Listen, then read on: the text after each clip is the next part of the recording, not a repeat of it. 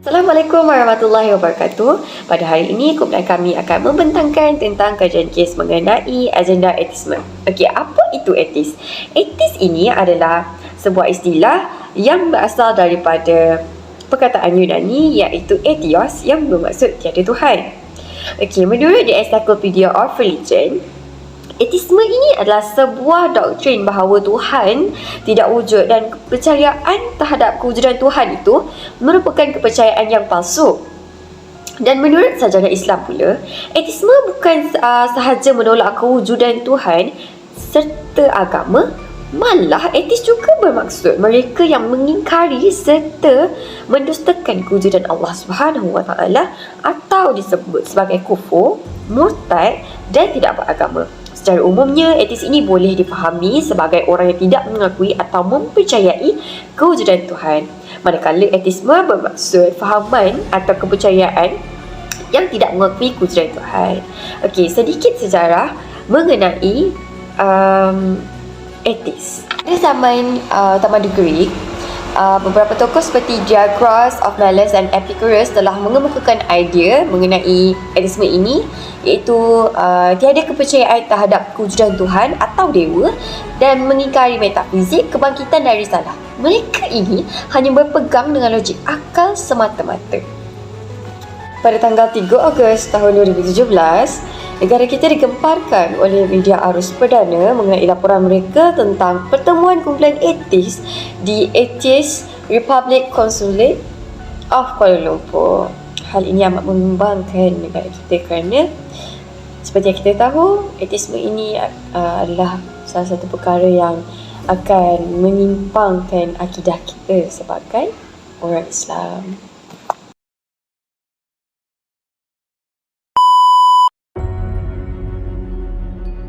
Jadi apakah masalah etis ini? Masyarakat etis ini menolak secara mutlak tentang kewujudan Tuhan dan segala yang bersifat ilahiyah.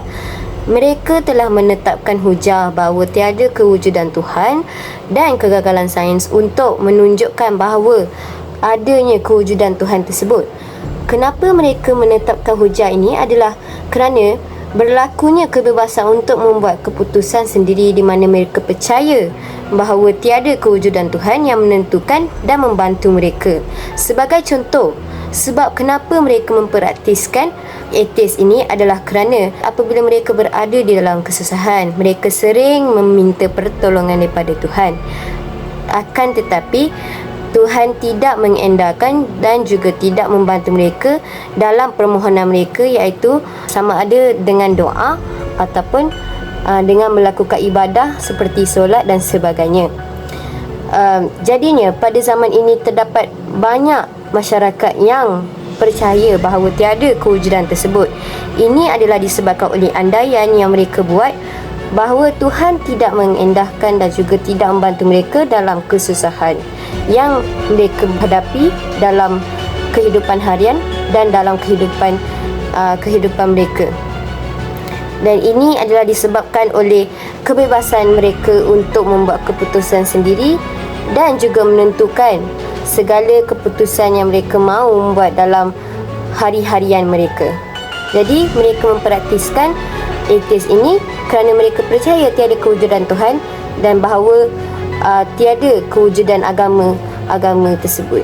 Jadi mereka percaya bahawa kewujudan Tuhan tersebut tidak ada dan mereka dapat menentukan ataupun membuat keputusan itu dengan sendiri, dengan tidak mempercayai kepada kewujudan Tuhan dan kepada agama-agama yang ada di Malaysia ini.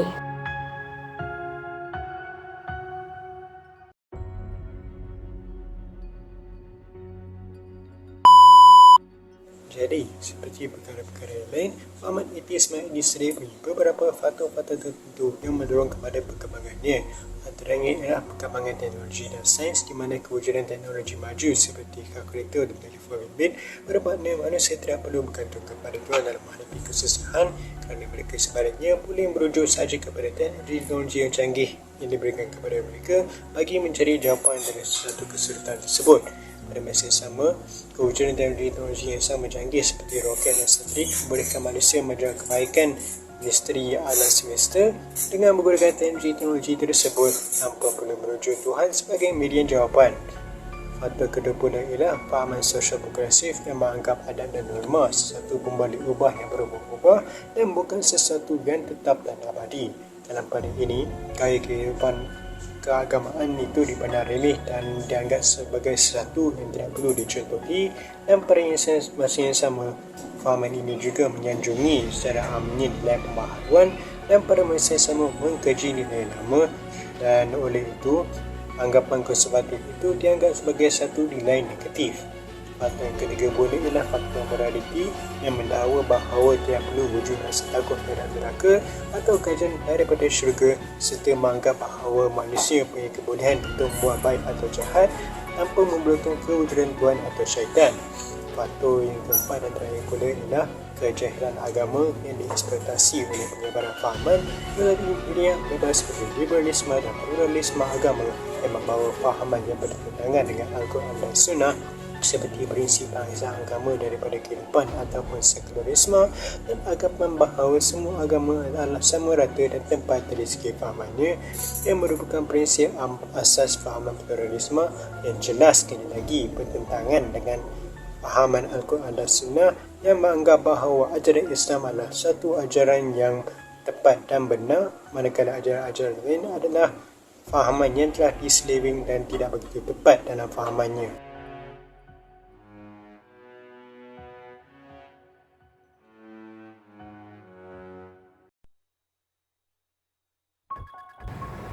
Assalamualaikum dan salam sejahtera kepada semua.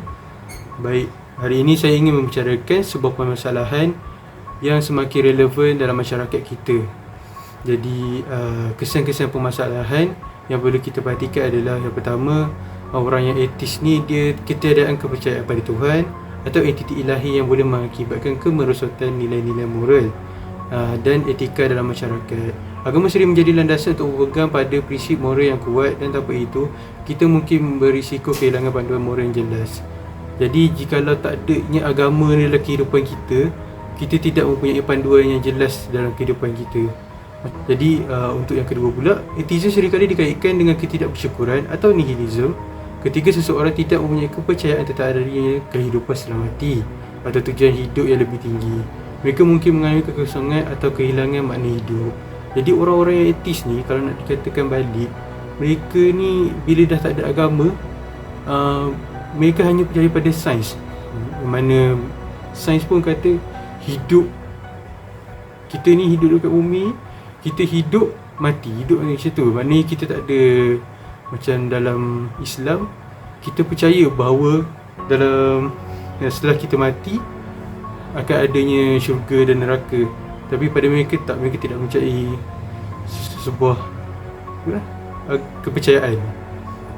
Jadi yang terakhir pula, atheism juga berpotensi mengabaikan atau menafikan aspek spiritual atau keperluan spiritual yang dimiliki oleh sebahagian besar manusia. Sebagai makhluk yang kompleks, kita tidak hanya berfokus kepada kehidupan jasmani, tetapi juga pada aspek-aspek batin dan kehidupan rohani. Atheism mungkin gagal dalam memenuhi keperluan ini. Jadi atheism ni, nak dikatakan balik, makanan rohani tu perlu ada dalam kehidupan seseorang. Contoh kita ni orang Islam, jadi orang Islam ni makanan rohaninya adalah solat, berselawat, berzikir. Tetapi atheism, kehidupan mereka hanyalah kosong sebab mereka tidak mempunyai apa-apa kepercayaan. Sekian dari saya, terima kasih.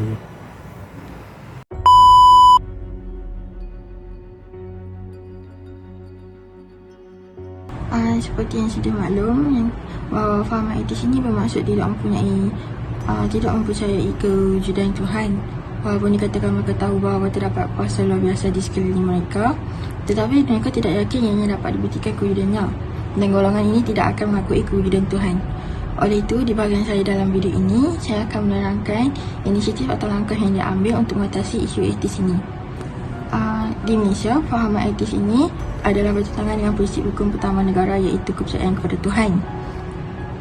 Kedudukan rukun negara yang sangat tinggi menjadi ikrar rakyat yang harus dipatuhi bagi mengekalkan kepada rakyat. Prinsip kebebasan beragama ini telah dinyatakan dalam Persekutuan Perlembagaan melalui perkara 11 dalam kurungan 1, iaitu yang menyatakan tiap-tiap individu bebas menganut dan mengamalkan ajaran agamanya dan tertakluk kepada fasa 4, iaitu mengembangkan agamanya. Walau bagaimanapun, hak kebebasan menganut ini bukanlah sesuatu kebebasan yang mutlak. Adalah menjadi kesalahan apabila seseorang menyebarkan agama lain kepada umat Islam. Namun, penyebaran agama Islam kepada agama lain adalah diharuskan.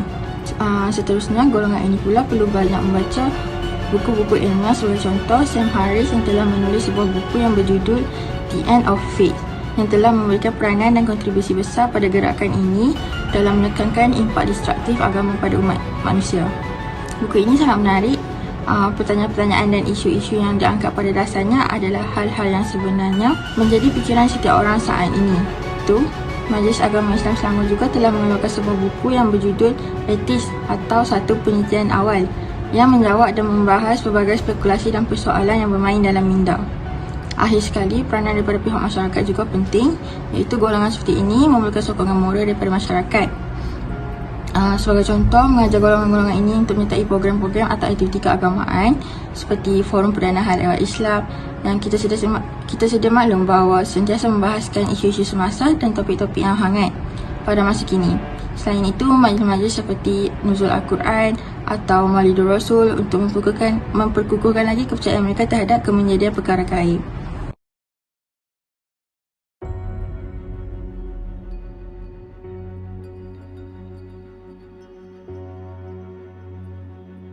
Kesimpulannya, etisme ini sangatlah berbahaya sekiranya pegangan ini tersebar secara meluas di negara kita, kerana perkara ini akan merosakkan akidah umat Islam bukan sahaja di negara kita, malah di serata dunia. Kita mestilah bertindak pantas dalam membendung gejala etisme ini daripada menular dan mempengaruhi umat Islam di negara kita dengan menguatkan lagi iman di dada. Contohnya, dengan mempelajari ilmu agama, mendengar ceramah dan banyak lagi. Pihak kerajaan dan badan NGO juga mestilah bergiat aktif dalam mewujudkan dan melakukan aktiviti yang dapat membuka mata masyarakat Islam di negara kita mengenai bahayanya pegangan etisme ini dan kesan buruk yang bakal dihadapi oleh masyarakat di negara kita.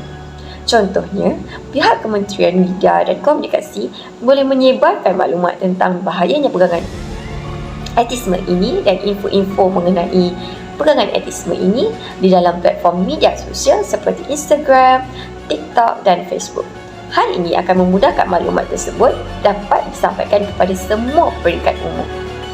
Jika jadi sebarang usaha yang berterusan dan bersungguh-sungguh, diyakini jumlah etis di Malaysia akan terus meningkat lebih ramai lagi pada masa hadapan.